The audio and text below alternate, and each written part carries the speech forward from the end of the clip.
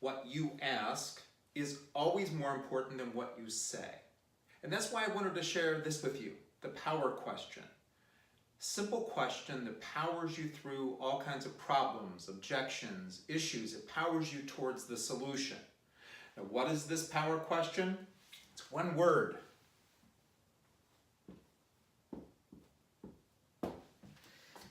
Why? Now, I know those of you with really young kids, this is the last question you wanted me to put up here. They are asking you why ad nauseum. And that's exactly why it's important.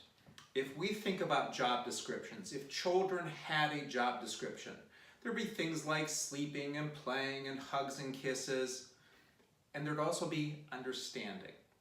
Their job as a child is to understand the world, what's safe, what's not, how to get along, why things work the way they do. And that's why they ask why. It is the question of ultimate understanding. So as a leader, as a recruiter, as a staffing exec, whoever you may be, this is a power question for you because you understanding things will power you towards solutions. So here are some examples of how to use this power question. If you're working with candidates, if you're in HR, or you're a hiring manager, or you're in staffing, and the candidate brings up something you're just not clear on, ask them, why is that important? Or if they're talking about feelings, why do you feel that way? Just don't use that therapist tone of voice. Now, if you're a leader and you're seeing that the process that people are doing isn't working, ask, why do we do it this way? Often, that question hasn't been asked. People haven't taken the time to challenge the status quo. They continue to do things not because they're right, but because that's how they've always been done. So ask why. Why do we do it this way? And then let's say you work with hiring managers and they bring up a skill that you know is going to be so hard to find. Ask why. Why is that skill so important?